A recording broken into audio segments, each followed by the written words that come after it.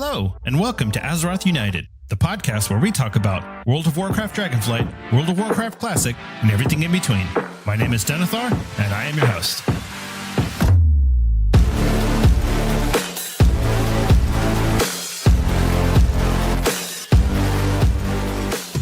Hello, and welcome to Azeroth United. Thank you so much for joining us today.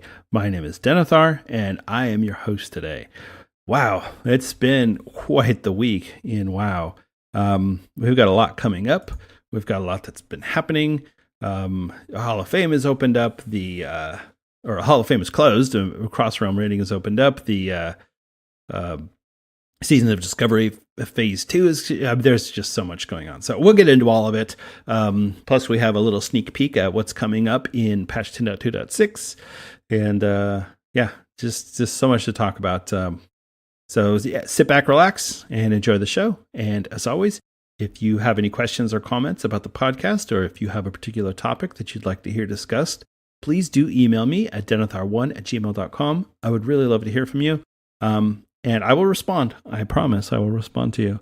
Or you can leave a voice message by going to speakpipe.com/AzerothUnited.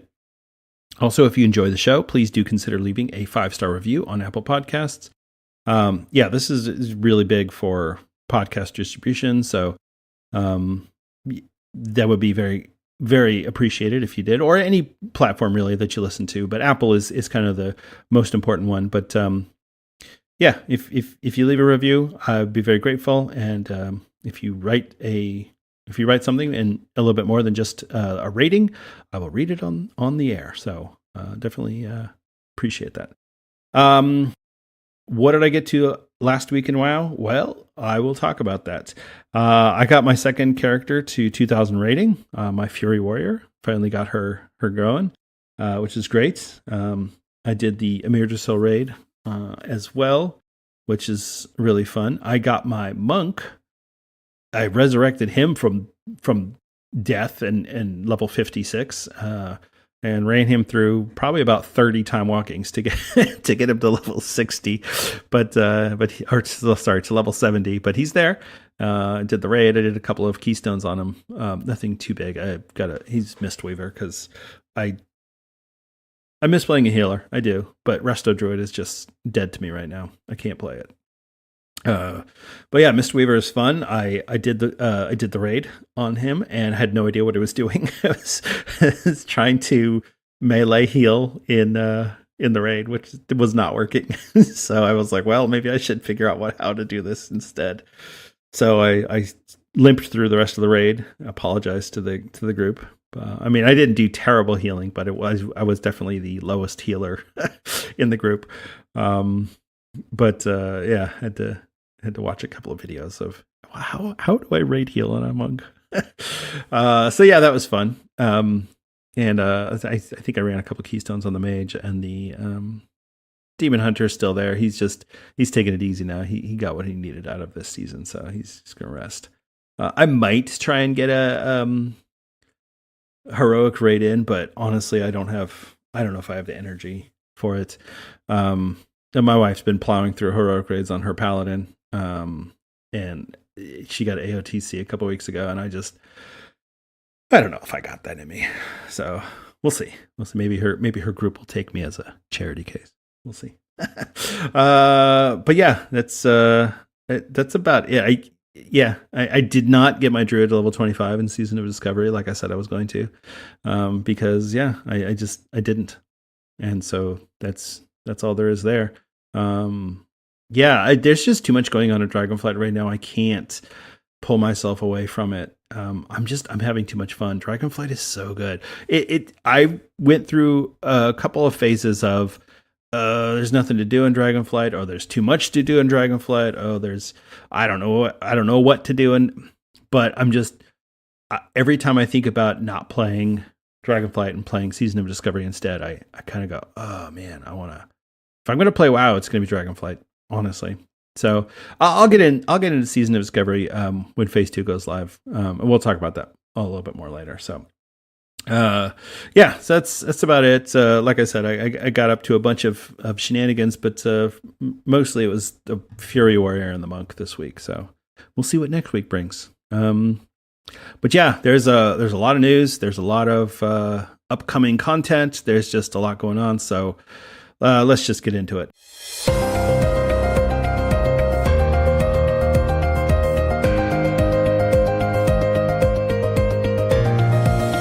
It's time for the news. In Blizzard news, the Season of Discovery Phase 2 will be going live on February 8th. That's tomorrow as I'm recording this. That will be at 1 p.m. PST. So I guess they'll just flick it on. No server reboot or anything. I guess it'll just enable. So that'll be pretty cool. We'll go to level 40.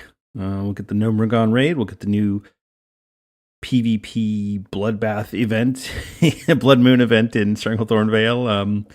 Yeah, there's a lot of new content that's coming. So there's a lot of things that have been data mined about this on Wowhead and different sites. I really don't want to go into the data mining because I feel like it's antithetical to the spirit of Season of Discovery. So yeah, I'm gonna in the something new, we'll go over some of the new talents that are going to become available at level 30 and level 40. But I'm not gonna get into the data mined content. We'll save that for Thursday. You can go discover that. So Season of Discovery Phase 2, February 8th, 1 p.m. PST. Enjoy. The Arena World Championships Cup 2 will take place from February 9th to 11th. So this is the second grouping. And then I guess in March, there will be the top 8 teams will compete against each other for ranking. So yeah, I've never really been big into AWC. I've watched it a few times. It's cool. I don't have the mental capacity for Arena. It's too fast for me. It's too fast. I'm too old for arenas. No, I've done Arena. It's fun. I did arenas in Shadowlands. It was actually a lot of fun. Paladin healer. But yeah, it's all of the counters and all of the when to use this cooldown and when to use that. It's too much for me. I can't handle all that. So I'll stick with Mythic Plus and the occasional raid. But if you want to check that out, I think that'll be on Twitch and the links. There's a link in the show notes, but you can check that out on. I think it's Raider.io has a link for that. So anyway, yeah, definitely check out the Arena World Championships coming up in this weekend. All right, so let's get into this blog post from Holly Longdale. This was released on yesterday, February 6th. Yeah, this is it was a lot, and people have been talking about this and kind of speculating on the kind of what's going on with patch 10.2.6 and everything, and I guess she wanted to address it. So yeah, she's kind of going through the roadmap. One thing that was interesting, they have updated the roadmap for Classic, and the Cataclysm Classic beta will now take place after the solo self-found hardcore. So I guess that's being pushed out a little bit into early spring. So we'll probably see that sometime around April, maybe. Yeah, it's really hard to speculate on the dates for these things because yeah, we have no idea. Blizzard is playing their cards very close to their vest, and I think it's great. I think this is very exciting. Gives us a lot to talk about, a lot to speculate about. So, yeah. But the big thing, she had 3 points that she wanted to make as far as what they are focused on right now for the development team. First is continue to evolve the living world for all players. So yeah, not just for Dragonflight, but for Classic as well, which I think is really cool. You could look at Classic as a museum piece, but you could also look at it as its own living, breathing game. And they are definitely going to treat it as such. I think that's great. She says, build on our learnings from 2023 to deliver content regulated to Dragonflight and Classic. Update and modernize your experience and quality of life in all flavors of WoW, and listen to your feedback and keep improving. So really cool. especially given all of the layoff news last week, or 2 weeks ago, whenever that was, I think it was 2 weeks ago. The team is trying to move forward, and I think it's great. And while we are still sad for all the people that got let go, it's definitely time to move forward. Number 2, she says, deliver the first installment of our most ambitious story with The War Within. Yes, definitely a huge undertaking for the Warcraft team, not just in terms of the scale of doing 3 expansion story arc planned in advance, but also still trying to woo back some of the players that were lost during the BFA Shadowlands era, and people who came back for Dragonflight and didn't really like things the way they were, didn't like the story, were confused that there was too much to do, or didn't want to come back. They said, no, I'm not coming back. This sucks. So World of Warcraft The War Within is preparing to invite players for testing in the coming months, and we are working hard to deliver on the epic journey of our World Soul saga. Yeah, this is very exciting. I'm psyched. I'm really excited about not just the World Soul saga, but just the new direction. I mean, Dragonflight was amazing in its ability to keep players engaged in content. There was a time when I had to take a little break. I didn't unsubscribe or anything, but I played a lot less, and it was really tough to get back in because I was like, well, I don't know what's going on. What are we doing? This is bizarre. And it was basically the time from 10:07 to 10:15. I wasn't playing a whole bunch, and in that time, a ton of stuff happened. So yeah, that was a challenge for me as a regular player, and somebody who pays a lot of attention to what's going on in game. That was hard for me to jump back in. So I can imagine somebody who's not really paying attention to these things to jump back in. It's going to be a challenge, but sounds like they're definitely trying to improve that process and smooth out some of those rough edges. So yeah, we'll see how that goes. And number 3, try new things and take risks to bring you new experiences. Our development team is trying new approaches. Invention and creativity are critical to this ever-evolving world of Azeroth. We craft for and with all of you. So this goes into the patch 10.2.6 discussion. So first off, she mentions WoW Classic Hardcore Self-Found mode is coming in late February, followed shortly after by the beta for Cataclysm Classic. More news will be coming soon on that. Cool. As many have noticed, this is the first period of time since Dragonflight launched that we haven't had an active PTR, and we understand that it is creating some curiosity. For the 10.2.6 patch for Dragonflight, we created what we think is a unique event inspired by past musings from the community. Pirates. We can say that it is open to anyone with a WoW subscription if they want to participate, Classic or Dragonflight players. Oh, pirates in Classic. That's all we're going to say. Sorry, not sorry. Our goal is to continue to keep it secret and keep it safe. Nice Gandalf reference there. The speculation is great. We watched the reaction to the surprises in Season of Discovery and thought we'd try a similar but different approach for Dragonflight. That means there will be no PTR for a portion of the next content update as we have traditionally done. So we're going in blind, kids. What we can say is that it will be coming in March, a finer point, but the update will also include everything that's needed for Dragonflight Season 4, which we assumed that was going to be the case, but will be hidden around after the launch of the update. We will make Season 4 available for testing on a 10.2.6 PTR before it goes live. So we'll get the 10.2.6 patch, which will include the Season 4 data, and then they'll put up a PTR so we can test the Season 4 stuff, which will be cool. So that's really fun. Why are we doing this? We like the idea of releasing content that has some surprises and isn't data mined or revealed in advance. Yes, exactly. Thank you. We also like to see the joy the community gets out of uncovering it all together as they jump into play. We look forward to seeing if the community likes this type of surprise and look forward to hearing your feedback. This is risky. This is a risky experiment and could be a bit bumpy, though we are doing everything we can to ensure success. The WoW team prides itself on ensuring a solid quality launch. Blah, blah, blah, blah. We'll try it out in March. All will be revealed then. This is so cool. They're giving us a secret patch, which I think people kind of speculated that might be the case with just a skull and crossbones on the roadmap, but we've got confirmation now. Secret patch coming in March. So I would say probably about a month, 5 weeks or so. We're going to get this new patch on the live servers, and we'll see what it is. I'm really excited. I just think about being able to log into WoW, and suddenly there's something new there that you had no idea about. You had no preparation for it. There's no data mining. There's no guide on Wowhead. Just go figure it out. It's kind of like the Secrets of Azeroth, although that was data mined. But a lot of people went into it with, all right, well, I'm just going to try this and see what happens, and really enjoyed that. Yeah, this is really cool.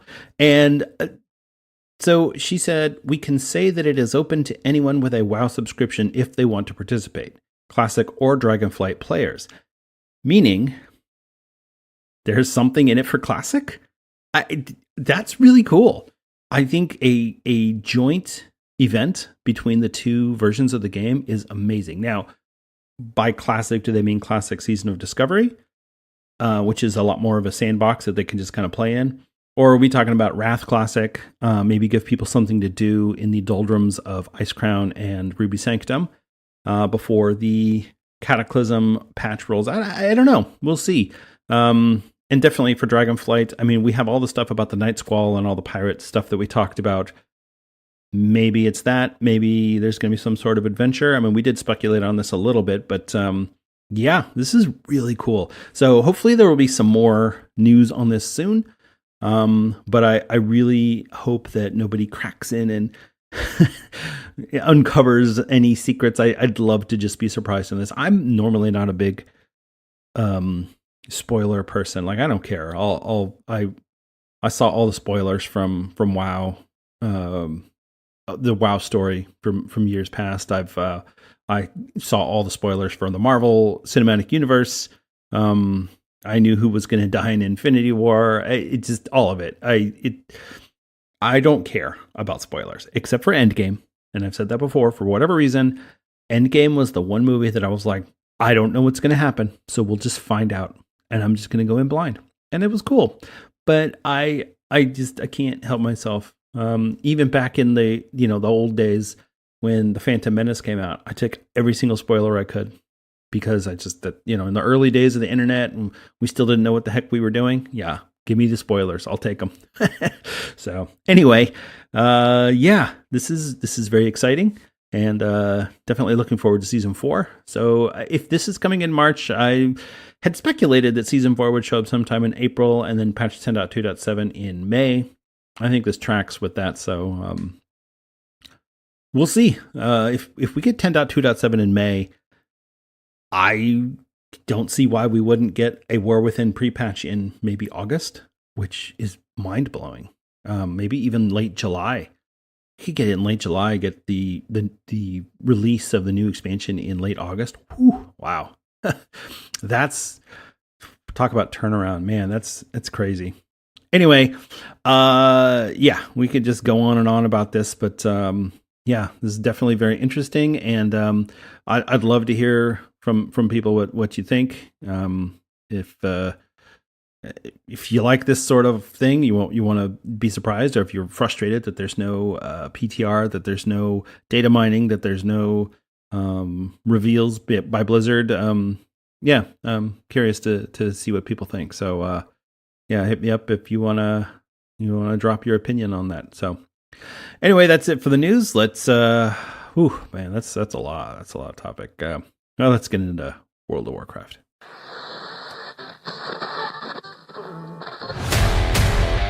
Let's talk about World of Warcraft.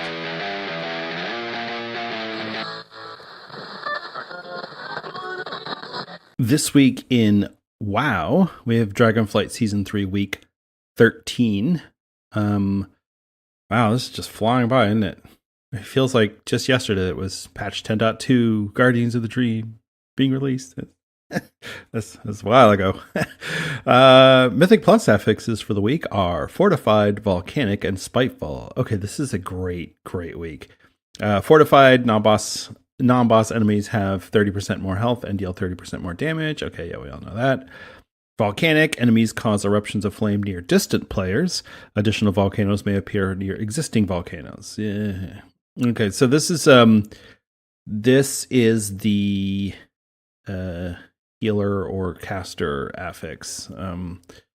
Or if you have one of those tanks that likes to just drag mobs all over the room, then you'll just get volcanic everywhere. So this is a great week to go group things up, have everything nice and tight, and then run when you get the Spiteful adds, because Spiteful is spirits rise from the corpses of non-boss enemies and chase down random players, dealing heavy melee damage.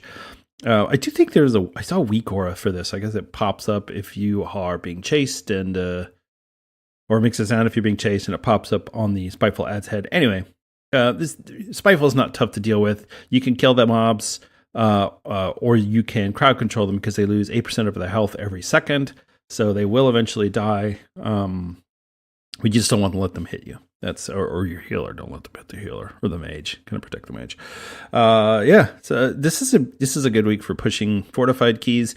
Volcanic is basically a joke. Don't stand in the fire. It's really what it is.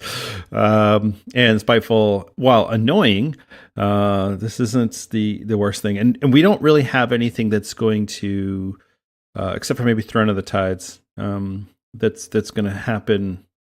So Spiteful keeps you in combat. So as long as you have the Spiteful adds up, you're in combat. And so I don't know if you can take the portal in Throne of the Tides if there are Spiteful adds up. So you might have to kill that last pack before the orb. You might have to kill. But yeah, I think otherwise, I mean, I'm trying to think of any other Mythic Plus dungeon that has is going to have a difficulty with this affix. I don't think there are. Yeah. So anyway, yeah, fortified volcanic Spiteful. Yay. All right. The weekly events and holidays. Okay, here we go. There's a lot. So buckle up. First of all, the bonus events. There are two. One is the Battleground bonus event. So this will be you'll get the Sign of Battle buff, which honor gains from Battleground objectives and wins increased by 50%. Very cool. You can pick up the quest A Call to Battle from Khazra in Valdrakken, which is win 4 Battleground matches, and you'll get 5 Marks of Honor and 175 Conquest. Really cool.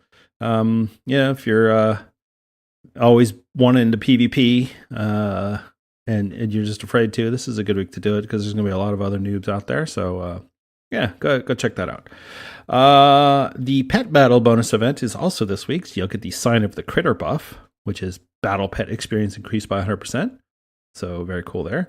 And you'll get the quest The Very Best from Khazra in Valdrakken, which is defeat 5 players through the Find Battle with a team of level 25 pets. So basically, it's you got to defeat 5 players in PvP pet battle. And then the reward is an Ultimate Battle Training Stone, which is instantly trains any battle pet to gain 25 levels. So you can zip your pet on up to 25. Yeah, these events are both not super interesting for me. If this is your niche, battlegrounds or pet battles, then cool. But I'd suspect that the majority of players, this isn't really what they're interested in. So it's good that they combined these two together. Otherwise, it's kind of a waste of a bonus event week. Yeah, the arena event, the arena skirmish, the raid of battlegrounds, those are both more interesting than just the battleground bonus event. But yeah, I mean, it's fine. Honestly, it kind of gives a break from having I got to run time walking. I've got to do 4 mythic on 12 alts, and this is kind of like a week off. So focus on running your fortifieds on your main, pushing up your rating, and yeah, you'll be good. The PvP brawl this week is Packed House. I love the description for this. We've put more PvP in your PvP. In Packed House, there's nowhere to hide as you face not 2, not 3, not 5, but 15 adversaries in this 15 versus 15 arena battle. Yeah, this one's quite wild. It's a 15 on 15 arena in the normal arena size. So yeah, it's definitely a packed house. It's chaos. If you're looking for something different, this is definitely it. This is pretty cool. and this is not a slog like some of them. It'll be over fast. So yeah, enjoy Packed House. You can pick up the quest Something Different when you zone into the PvP Brawl, which is going to give you, if you win, you'll get some Conquest, Honor, and Marks of Honor. So definitely check that out. In holiday events, we have 3 going on right now. First off is the Lunar Festival. Every year, the Druids of Moonglade hold a celebration, blah, blah, blah. It's go visit the elders. But the big thing that we did not mention last week is that you can purchase for 50,000 gold the Lunar Festival armor for the Winding Slitherdrake, which looks like a Eastern dragon, which is pretty cool. I actually really like it. And I think you can buy it from a vendor, the Lunar Festival vendors, which are in the capital cities, Moonglade, and the Vale of Eternal Blossoms. So definitely go check that out if you got the 50,000 gold to spend and you are definitely looking at this appearance thinking, I want that, go get it, because once it goes away, you're not going to be able to get it again. Who knows if maybe even ever. This might not show back up because we'll be in the War Within next time the Lunar Festival rolls around, and who knows what we'll be doing as far as straight customizations go. So yeah. So check that out. But the Lunar Festival, yeah, just you got to talk to the elders. You get the little orbs that you can put on the ground. This is a good time to level up some alts. To take your alt around. You could dragon ride around the old zones, so that'll make that definitely a lot easier. There's a guide on Wowhead. It shows you the most efficient route to go find the elders. But yeah. I mean, the Lunar Festival is fine. It is what it is, and there's just the one new thing for it. So there you go. The Dark Moon Fair is in town. Dark Moon Fair is always awesome. I love the Dark Moon Fair. Make sure you go check out the or ride the merry-go-round or the roller coaster for your XP and reputation buff. Make sure that you are doing your profession quest for the extra profession knowledge and skill points. If you haven't finished up your skill points, some of the professions are a little tough to get from like about 80 to 100. So this will help. And yeah, make sure you do that for your crafting and gathering professions. As well, you can. There's just lots of things to do. You can get shot out of the cannon. You can fly through the rings. There's a race outside. Go fight the Death Metal Knight. You go listen to the Elite Tauren Chieftains. Yeah, it's a lot to do at the fair. Fair is fun. Once a month. It's not really fun beyond that. And you're like, oh, this is boring. But it'll run till the 10th. So that's this Saturday. Okay, and then finally, the Love is in the Air. Now, there's a lot new in this holiday, so I'm going to run through it, but if I miss anything, sorry. The big thing is there's a new Gala of Gifts, which will be an area outside of Stormwind and Orgrimmar that you can check out and get your or spend your love tokens.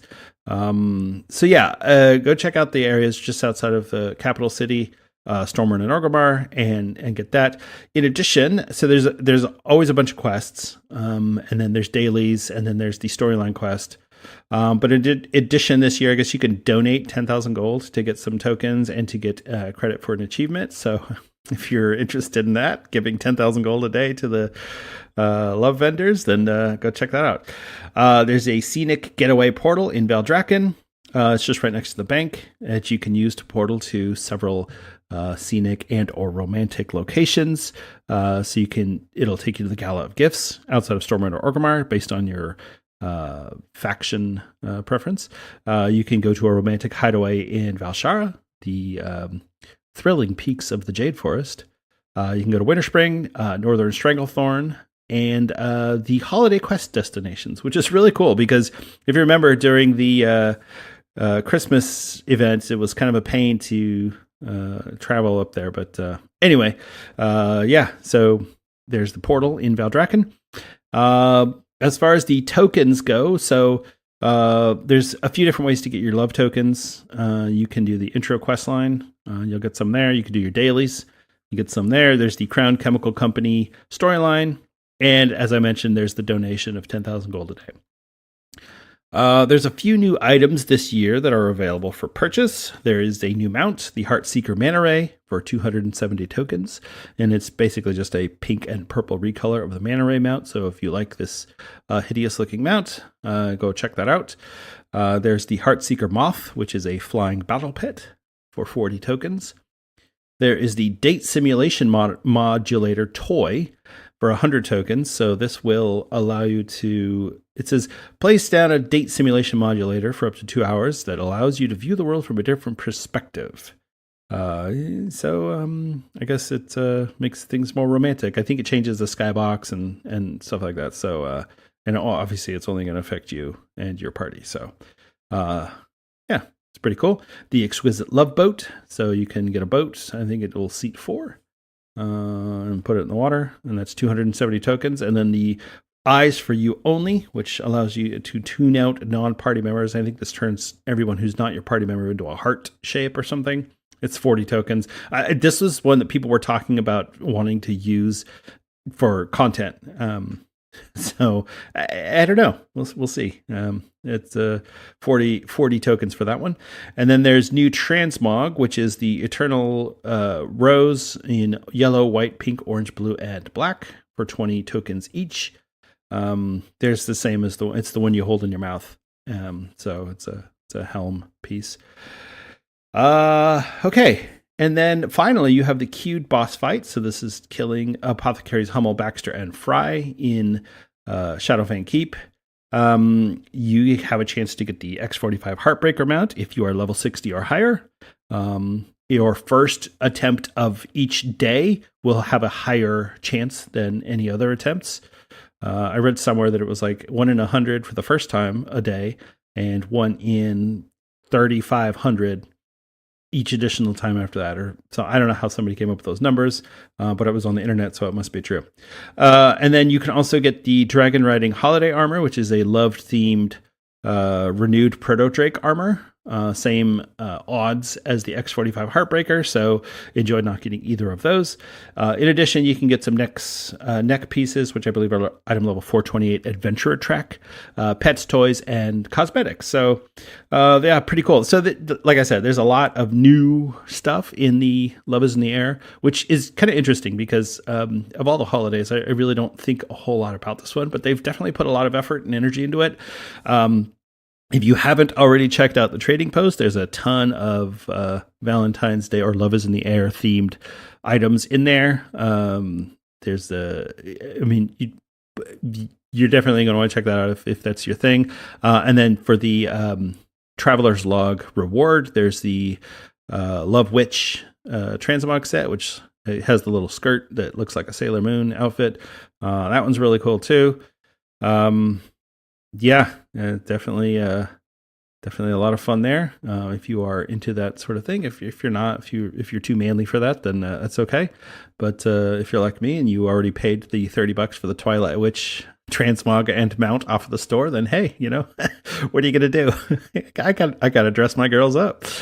Okay, yeah, that's it for the Love is in the Air. So, like I said, there's a lot of new stuff there, but go check it out. It'll be a lot of fun. Hotfixes for the week. Okay, so we had some hotfixes yesterday, which is the 6th of February. So Shaman, Primordial Wave now travels faster to his target. Okay, that's fine. Amir Drassil. So first of all, the Hall of Fame is full, and Mythic difficulty is now available to cross-realm raid groups. So that's really cool. My wife was trying to get into a Mythic raid last week, and she couldn't because it wasn't available yet. But this week, she's definitely going to do that. I will not be doing that because I am not playing at that level. I don't have the energy for that. So, but more power to her. There are some big nerfs to Farak. Not quite as big as the Tindral nerfs a couple weeks ago, but pretty big. Reduce the number of aflame targets from 4 to 3 on Mythic difficulty. Farak health reduced by 10% on Mythic. Holy moly. Burning and Dark Colossus health reduced by 10%. All right. Spirit of the Caldora health reduced by 20%. I guess it makes it easier to heal them up. Darnassian Ancient health reduced by 20% on Mythic. Heart of Emergisil now begins stage 2 with 60% health remaining, and reduce the number of corrupted seeds created from 2 to 1. So hopefully this makes it a lot easier to for these cross-realm groups to get in there kill Farak, or for guilds that have been progging on him and just hadn't been able to quite make it. You're still going to get your cutting-edge achievements. So, if people are going to nitpick you because you did it after the nerfs, well, you know what? I don't know what to tell you. In other dungeon and raid, so this one's kind of interesting. The Temple of Ankaraj, the Prophet Scarum, now properly respawns when the encounters reset. I guess it was bugged. Okay. Yeah, good. It's important to go clean up those old raids for transmog seekers. Vault of the Incarnates resolved an issue that could cause the Primal Cast to not cast spells. Primal Council to not cast spells. That would be a big deal if they didn't cast spells. Probably would make the encounter a lot easier. So it's a good thing they fixed that. And Dawn of the Infinite, Galakron's Fall, addressed an issue where Dazek can sometimes snap to target player on death while channeling increasing Blight Breath. Yeah, the Blighted Galakrons. I hate that fight, so... Anyway, and then finally, the Matrix Restabilizer, all effects reduced by 20%. I don't even know what that is. It was on the hotfix notes, but sounds like some sort of engineering thing. Yeah. And then last week, there was some other hot fixes that came through. There was an achievement fixing an issue with the achievement Battle Mender Season 3, not providing progress. Okay, cool. Mage Shifting Powers visual will now appear smaller and should be less disruptive for the mage's allies. Very cool, because that one's annoying. Dungeons and raids. So we did have a change to the private auras on Farak. So Flamebound and Shadowbound were set as private auras, which means you couldn't access them through weak auras. And so players had to do these really complex and cumbersome add-on macro workarounds for it. And so they've decided to just make them available. So what they say here is, we've observed that the common strategy for players executing the Flamebound and Shadowbound mechanics on Mythic Farak involves a cumbersome add-on macro setup and execution.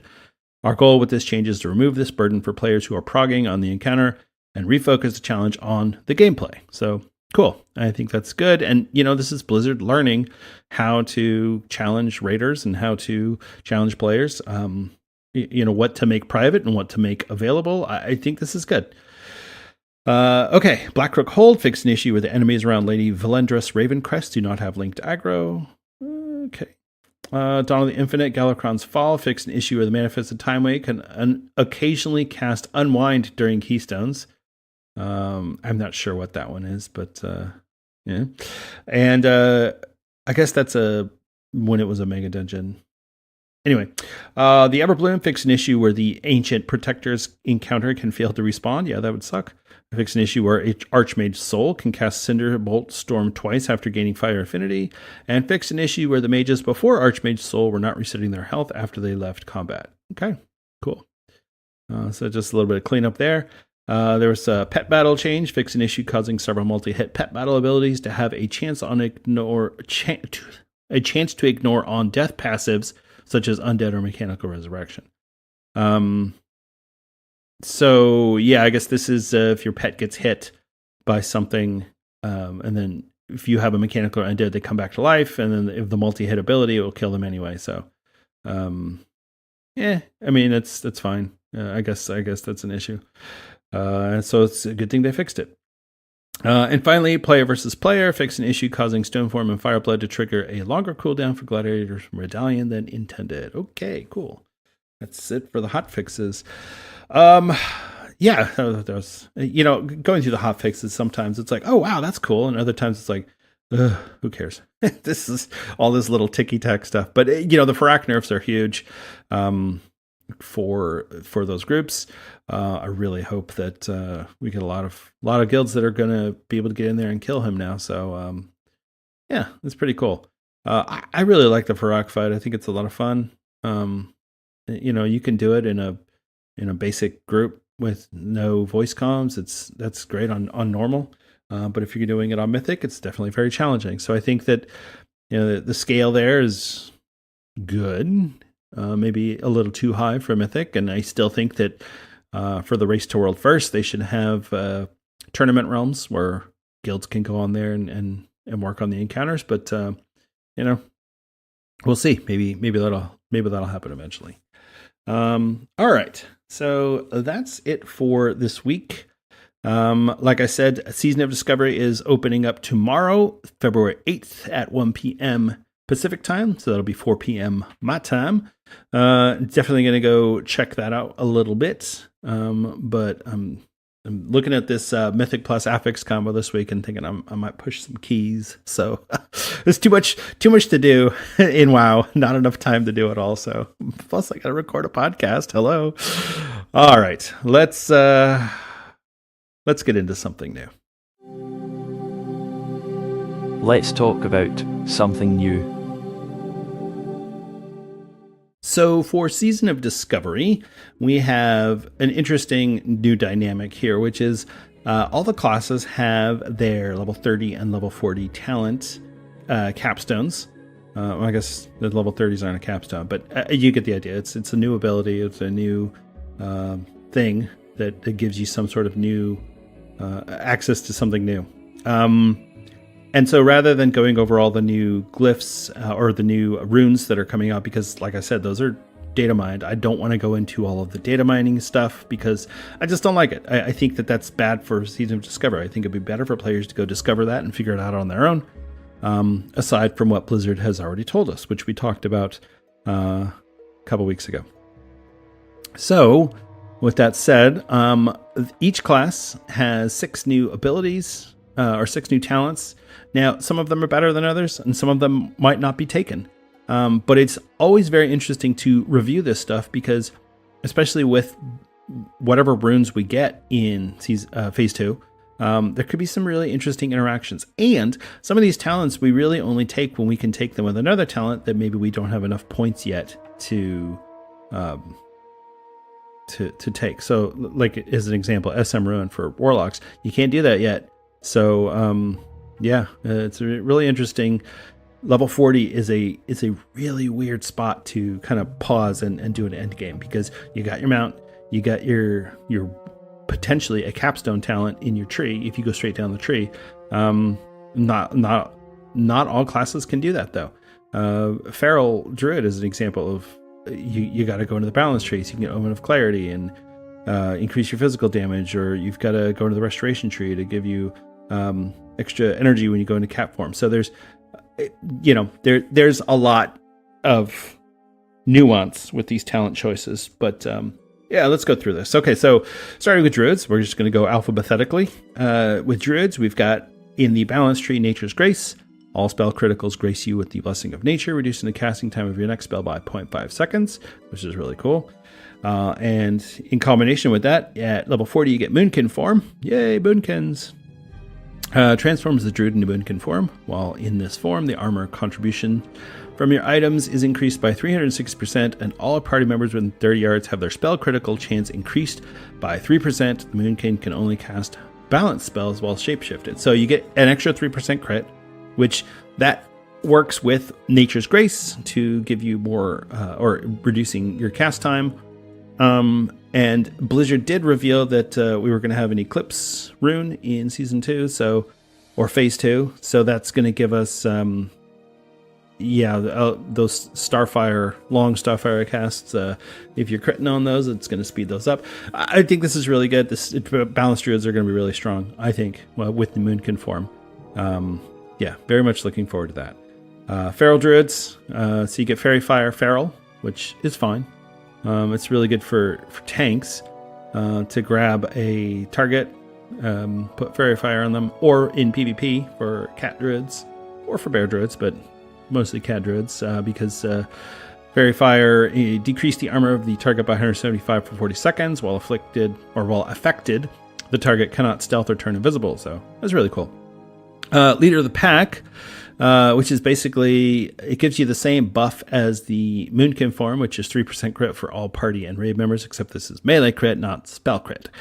And that's it. So I feel like this is not as good of a talent as Moonkin form, because Moonkin form also gives you the benefit of turning into a Moonkin and increasing your armor. Moonkin form is just great for PvP. Leader Pack's fine. A lot of builds don't end up taking it. I think that 0-30-21 is a really popular one in Classic, but I guess it remains to be seen what people will take in Season of Discovery. For Resto Druids, we've got Nature Swiftness, which is great. So next nature spell becomes instant cast, and then Swift Mend, which consumes a rejuvenation or regrowth effect on a friendly target to instantly heal them for an amount equal to 12 seconds of rejuvenation or 18 seconds of regrowth. Yeah, Swift Mend is great. That one is really fun. Now, I will say, Druid healers in Classic typically didn't take this one because they weren't really doing a whole lot of rejuve or regrowth. They were using downranked healing touch, and so I don't know. We'll see. I know this is one of the things that Blizzard has been trying to get people to stop using these kind of borked spec and builds. But it'll be interesting to see. I like Swiftmend. I mean, in retail or modern WoW, Swiftmend is fantastic. But it's definitely been buffed in modern WoW and Dragonflight. So, all right, moving on. Hunters. So for Beast Mastery, we have Intimidation. Command your pet to intimidate the target for a next successful melee attack, causing a high amount of threat and stunning the target for 3 seconds. This is great. Your tank dies, so you intimidate with your pet, stun the target, give you guys a chance to regroup and maybe kill the mobs. Bestial Wrath. Oh man, this is gonna be great for Beast Mastery Hunters. Send your pet into a rage, causing 50% additional damage for 18 seconds. While enraged, the beast does not feel pity or remorse or fear, and it cannot be stopped unless killed. So no stunning the pet, no fearing the pet, no crowd control, nothing. All you can do is kill it. So this is huge for PvE and PvP. Marksman Hunters. So you get Scatter Shot, which is a stun. Oh, it's actually a disorient at short range. I think it's 20 yards. And then True Shot Aura, which is 45 yards, increases attack power by all party members by 50%. Interesting though, this is party members, not raid members. So I remember having to have hunters in various groups for the True Shot buff. And then Survival, we have Counterattack, which is a strike that becomes active after parrying an opponent's attack. This attack deals 40 damage and immobilizes targets for 5 seconds. Counterattack cannot be blocked, dodged, or parried. So this is a really interesting one for melee hunters because nobody ever took this back in Classic. But for melee, this might be really interesting, especially if Blizzard buffs that up a little bit. So we'll see. We'll see how that goes. That could be a very interesting one. And then Wyvern Sting, a stinging shot that puts the target to sleep for 12 seconds. So this is just a CC. It's a short CC. And then once they wake up, they get damage after. Damage over time. So, this one's okay. I've never been a huge fan of Wyvern Sting, but it's fine. I don't dislike it. I just don't love it. All right, mages, magey boys. Arcane, Presence of Mind. So this is another one of those that you won't be able to take Palm Pyro. So Presence of Mind, when activated, your next mage spell with a casting time of less than 10 seconds becomes an instant cast spell. So this is a big one to take in combination with Pyroblast, which requires... I think that would require level 41. So unfortunately, no Palm Pyro for mages. And then Arcane Power. When activated, your spells deal 30% more damage while costing 30% more mana. This I feel like this fits really well with the Arcane Mage class fantasy, which is go all in, take all your energy for doing maximum damage. Because this will burn you out of mana really fast. But yeah, Arcane Power, always a very popular one. There's a lot of damage increase. So cool for mages who are actually trying to do damage rather than healing. Fire. Speaking of fire, we get Blast Wave and Combustion. So Blast Wave is just a wave of flame that radiates outward from the caster, damaging all enemies within the blast and dazing them. So it's like 150 damage and daze for 6 seconds. And then Combustion, which causes your next 3 critical strikes, or your next 3 fire spells to critical strike.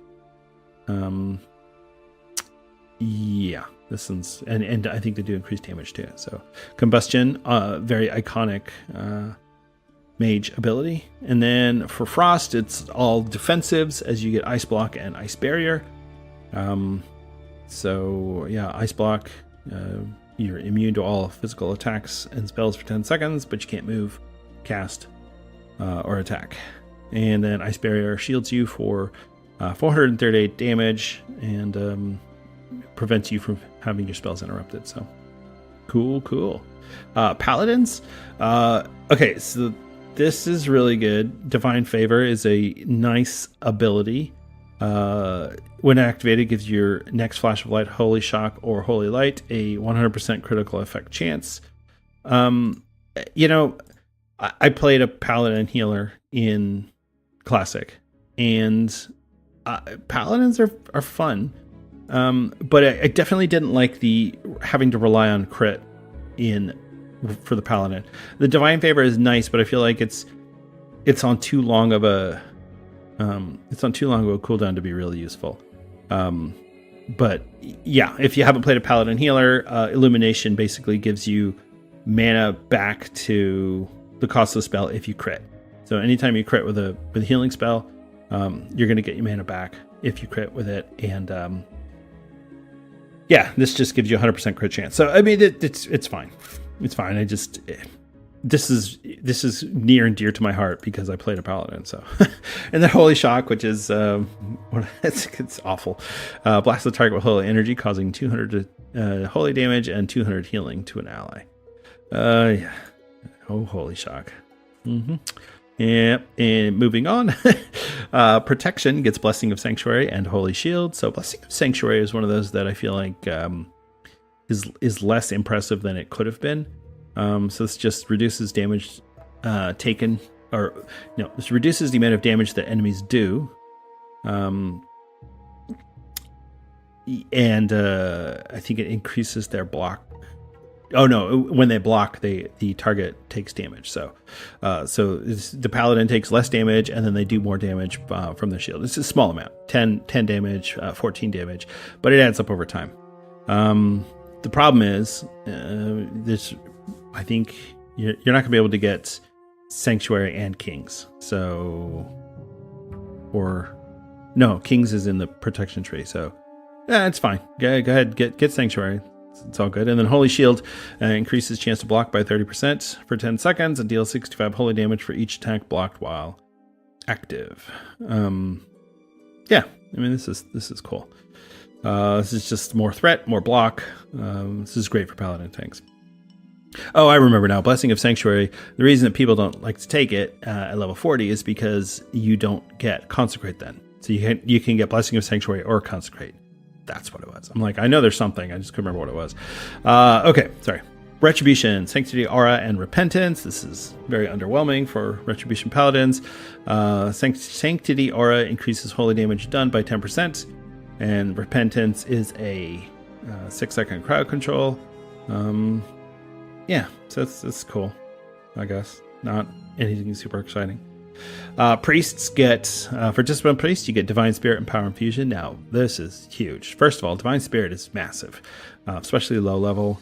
That's going to be really great for these low level raids, or the leveling raids. And Power Infusion, Divine Spirit increases your spirit. It's just a buff that you could put on, and you won't get the raid version of it. So you'll have to go through and bless or put spirit on every single person in the raid, which is fine because there's only 10 people, but still it's annoying. And then Power Infusion infuses the target with power, increasing their spell damage and healing by 20%, lasts 15 seconds. So this is the weakened version of Power Infusion. The version that's in retail now is like way overpowered, but yeah, this is really cool. Holy, Spirit of Redemption and Lightwell, or Lolwell as we used to call it. Spirit of Redemption is cool. It's better than its initial implementation, which was just the priest blows up and causes holy healing on all and damage on all the targets. So it does damage to enemies and heals allies.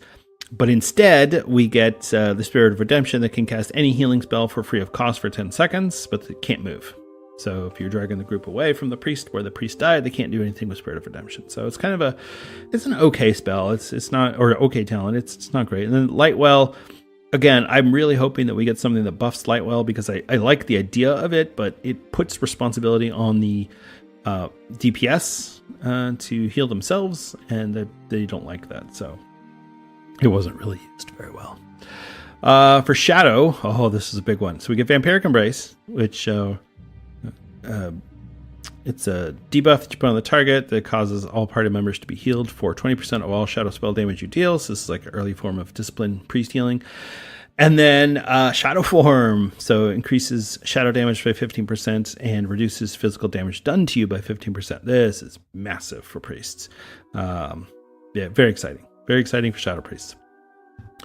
Rogues. The rogue tree is funny because it's like they didn't know what to do, and so they were just like, I don't know, here, take some stuff. Assassination, you get Cold Blood, which increases the crit chance of your next Sinister Strike, Backstab, Ambush, or Eviscerate by 100%. Okay, that's cool. And then Vigor, which increases your maximum energy by 10. Okay. For combat, Blade Flurry, which it allows you, it increases your attack speed by 20% and it strikes an additional nearby opponent. This one's okay. It's not as good as Blade Flurry in Modern WoW, but I'll take it. Adrenaline Rush, increase your energy regeneration rate by 100% for 15 seconds. This is really cool because you can do a lot of damage if you've got increased energy regeneration. So very cool. And then Subtlety. So you get Preparation, which finishes the cooldown on all your other rogue abilities. And then Premeditation, which is automatically puts 2 combo points to your target. So if there is a ability to move your combo points to another target, that'll be really cool for rogues or for Subtlety rogues, because they can do that, and then it'll give them. It'll allow them to move those points around, so that'll be really good. We're almost done here, so 3 more. Shaman. We have Elemental. They get Elemental Fury and Elemental Mastery. So Elemental Fury increases the critical strike damage bonus of your Searing Magma and Fire Nova Totems by 100%. Cool. And then Elemental Mastery, when activated, the spell gives your next Fire, Frost, or Nature damage spell a 100% critical strike chance and reduces mana cost by 100%. Okay. Yeah, very exciting. Said no one ever. It's good. It's more damage. More crit, more damage. Enhancement. Oh, this is big. Parry. Give you a chance to parry enemy melee attacks. So they'll be able to block, dodge, and parry now, just like all the other real tanks. So congratulations to Shaman on being the top tank in Season of Discovery Phase 2. I'm calling it now. And then Storm Strike gives you an extra attack. In addition, the next 2 sources of nature damage dealt to the target are increased by 20%. So, cool. Restoration, Nature Swiftness, just like the Druid one. Instant cast spell for your next nature spell. And then Mana Tide Totem, which is restores mana to everyone in the party. So, that's really cool. Warlocks. So for Affliction, you get Siphon Life and Dark Pact. So Siphon Life is good because it transfers 15 health from the target to the caster every 3 seconds. This will be really good for tanking if you are going the Affliction route. Dark Pact drains 250 of your pet's mana, returning 100% to you. Also very cool for mana regeneration. Demonology, Demonic Sacrifice. So when activated, sacrifices your summoned demon to grant you an effect that lasts 30 minutes. So this is really, this is more of a build spec thing, but depending on what pet you sacrifice, you're going to get different ability. Imp increases your fire damage, Succubus increases your shadow damage, Voidwalker increases your health or restores health, and Fell Hunter restores mana. It'll be interesting to see if this is kind of the default, if sacrificing the Voidwalker is default for tanks. Or maybe the Fell Hunter, who knows. And then Soul Link, when active, 30% of all damage taken by the caster is taken by your Imp, Voidwalker, Succubus, or Fell Hunter instead. In addition, both the Demon and Master will inflict 3% more damage. This is really cool. Soul Link is a good one for tanking, I think. Well, we'll see. We'll see how that goes. Destruction, you get Ruin and Conflagrate. So like I said, you can't do SM Ruin yet, but you will when you get to 60. Increases the critical strike damage bonus of your destruction spells by 100%. Very, very fun. More crit, always more damage equals good. And then Conflagrate, which is ignites the target that's already affected by Immolate and consumes the Immolate spell. So yeah, Conflagrate's good. I like Conflagrate. It's fun. All right, finally, Warrior. So arms, you get Sweeping Strikes. Your next 5 melee attacks strike an additional nearby opponent. And Mortal Strike, which is a vicious strike that deals weapon damage plus 85 and moves the target, reducing the effectiveness of any healing by 50% for 10 seconds. Mortal Strike, this is like one of the most iconic talent choices in Vanilla WoW. And yeah, so if you're feeling the love on the Arms Warrior, you got tired of playing Fury or whatever the reason is, go check that out. Fury gets Death Wish and Bloodthirst. So Death Wish increases your damage and makes you immune to fear, but lowers your armor and resistances. So it's kind of in line with Fury. And then Bloodthirst, which is a melee attack, does 45% of your attack power. It's an instant attack. So this is a really good move for warriors because it's not on next melee. So yeah, Bloodthirst. When you get Bloodthirst on a Fury Warrior, it's so much fun. Anyway, Protection gets the very underwhelming Concussion Blow, stun the opponent for 5 seconds. And then Shield Slam the target with your shield, causing 200 and something damage, modified by shield block value, and have a 50% chance of dispelling one magic effect on the target. Also causes a high amount of threat. Now this is really good. I know that people aren't really inclined to go Protection Warrior, but maybe it'll change with different runes in Season of Discovery Phase 2. So we'll see what comes from there. I guess the long and the short of it is there's some interesting talents that will have some interesting synergy with some of the runes. And there's some talents that we really won't see people take until level 60, or if even then. But there's definitely a lot of new content in Season of Discovery, not just the content that's new in terms of the Season of Discovery specific things, but the things that we haven't seen yet, but that we all know. We know Mortal Strike is coming. We know that Nature Swiftness is coming. We know that Moonkins are going to be everywhere. So yeah, this Phase 2, I think, is probably going to be even more exciting than Phase 1 was, which is saying a lot because Phase 1 really got people sucked in. So this is really cool. I'm really excited. I can't wait to get in there and mess around and get my ass beat in Stranglethorn Vale. But yeah, very excited for Season of Discovery Phase 2. So there you go. And I think that's it for the something new segment. So let's move on to the weekly rant. It's time for the weekly rant. So this isn't a rant per se. This is more of a observation. Let's call it. When I first started this podcast, I had a lot of views and opinions about the game and the way things work. And as time has gone on, I've felt that World of Warcraft was kind of lacking in something, and I wasn't really sure what that was.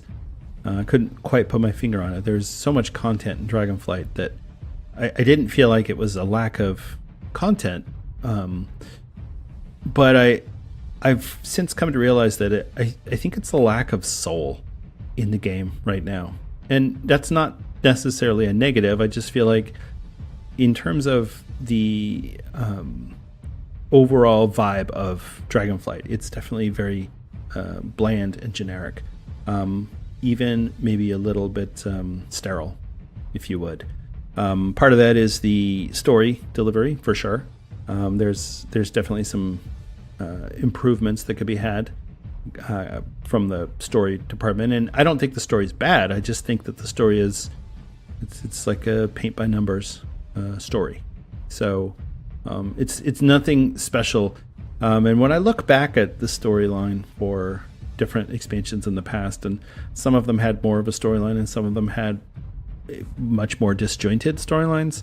If you look at BFA and you only played one or the other faction, you only got half the story. There's a whole mess of storyline that you didn't get. I played Alliance in BFA exclusively, and when I went back to play a Horde character, and it was like, oh, go rescue King Rast or Princess Talanji from the storm. I was like, what? When did this happen? So yeah, I feel like the WoW story and the kind of the feeling of the expansion in general has definitely it's oscillated over the years. You had your high points in Legion and Wrath of the Lich King, and you had your low points in Warlords of Draenor and honestly Cataclysm, because the story in Cataclysm was not great. Why the heck were the Twilight cultists there? They never went into any detail about what Deathwing was trying to do, and the end times and all this. It was so confusing. And as a player who just wanted to raid and do dungeons, it wasn't important for me to really pay attention to that. But looking at the picture, the big picture, and trying to understand why some expansions had fared better and have generated better memories, and some expansions have done worse. I think that Battle for Azeroth is going to be remembered as one of the better expansions because the story is good. There's going to be people who are frustrated with the way that Sylvanas was handled as a character and as a villain, and the fact that the story was split up. But both of the stories are very solid. Going through Stormsong Valley, Drusvar, those side quests are great. They're so well done. And then the main storyline in Tierguard Sound for the Alliance is really good. Now, I haven't done all the Horde storyline, but what I've seen so far has been really good, and I really enjoyed it. I wish that they had done a better job of handling Sylvanas, because I think that she could have been the greatest villain in the history of World of Warcraft. But they handicapped her, they kneecapped her, and with the whole Shadowlands thing. And I wish that they had done a better job of, because I love Sylvanas as a character. I think she's a fantastic character. She does terrible things, but that's what makes her an interesting character. So her motivation is unique in terms of WoW character. So, but anyway, yeah. If you look at the Burning Crusade is a really good example of an expansion that's fondly remembered, but the story was kind of crappy. What was the story? We had to chase Illidan down, and we did that, and then was like, this expansion is not over yet. What do we do now? And Kalthal, Tempest Keep was merely a setback. Yeah. Burning Crusade, I think, was finally remembered because people liked vanilla, and it was like Vanilla Plus. And people who were talking about Classic Plus when Season of Discovery was about to come out, what they were talking about was Vanilla Plus, which was Burning Crusade. It improved the talent trees. It expanded the story. It gave us new content. That's basically what it was. And it wasn't until Wrath of the Lich King that we get a true expansion where it changed the game. It introduced new characters with Yogg-Saron and the whole Old God aesthetic, all the Titan lore. There's a lot there. I mean, obviously the Lich King is an existing character with Arthas, but the Wrath of the Lich King, it really gave us some really strong, solid story beats. And I feel like that is probably why it's so well remembered. The gameplay in Wrath of the Lich King was okay. It wasn't great. It wasn't bad. It was just okay. Tanks could just AoE everything. Nobody ran out of mana. It was a weird time. It was a weird time in the game. And then we regressed in Cataclysm, and then back to Mist of Pandaria. Now, Mist is a really interesting one because the story is good, but I think a lot of players had a hard time relating to the story because it is very... I'd say culturally it's very different from what most American players are used to. I think for players who are from Asia and maybe that the Pandarian culture was modeled on, maybe they had a better time with it. I don't know. I have no idea because I'm not part of that culture. All I know is that I had a hard time relating to the Pandaren. I had a hard time relating to the story. And even the Garrosh is going crazy with warmongering. It was like, all right, well, I get it, but I don't know. I feel like it was clumsily handled. And then obviously leading into Warlords of Draenor, which, man, they had so much potential there. The cinematic the cinematics in Warlords of Draenor are so good and so bad at the same time. And then that brought us to Legion. And Legion, very strong story, start to finish. Even though the artifact power grind was annoying to some people, the story was good. The story was solid. The Illidan storyline, the deaths of Chromie, I mean, all of it was just so good. And then we're back to BFA. And Shadowlands, obviously, I'm not even going to touch that one because Shadowlands was just, everyone knows it was bad. Which brings us back to Dragonflight. So in Dragonflight, the story is good. You have interesting characters, but none of them are really, they're all archetypes. And I feel like, I don't know why it is that the story feels sterile. It feels bland. Because there's a lot of story. And maybe because there was just really no stakes set up. It's like, Farak is crazy. All right, well, and then we killed him. And that was that. And there was nothing really, there was no, there's a side quest that Sarkareth was probably the most comical villain we've ever fought in a raid. I mean, come on, seriously? He's the boss of an entire raid tier, and he was just pathetic. He's just a little boy that had daddy issues. Come on. That was bad. Razagath was 1,000 times better of a villain than Sarkareth. And even than Farak, honestly. I think Razagath is probably going to go down as one of the greatest WoW raid bosses of all time. That fight was epic. I wish that had been the final raid. But anyway. So, like I said, this is not really a rant. This is more of an observation about the game and what my hopes are for the World Soul Saga, that we get back to that same style of storytelling that we had in Legion and that we had in Wrath of the Lich King, where the story mattered and you felt like you were part of the story instead of just watching it flow by you.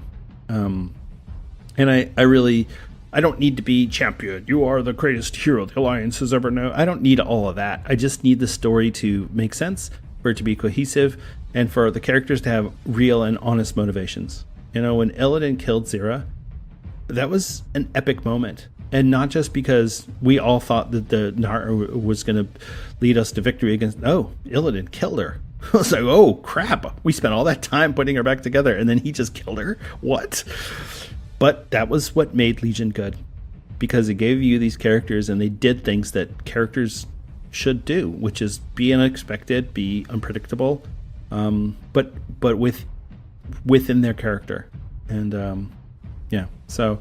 Here's hoping that we get some really good story beats out of Ilaria and Anduin and Thrall and Jaina.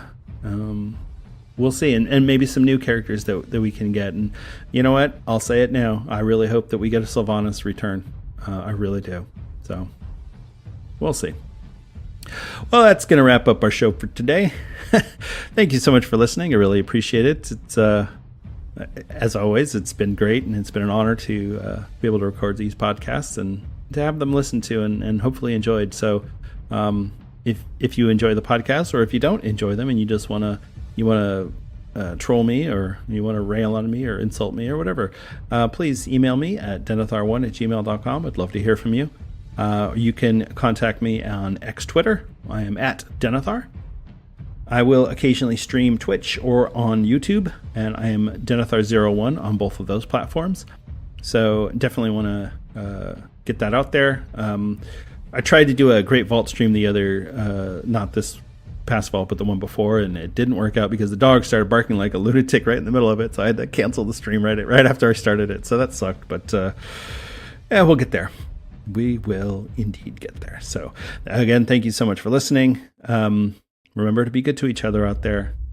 It's another person on the other side of that keyboard. So just smile and try and be nice to everyone. So I love you all. Take care, and I'll see you in Azeroth.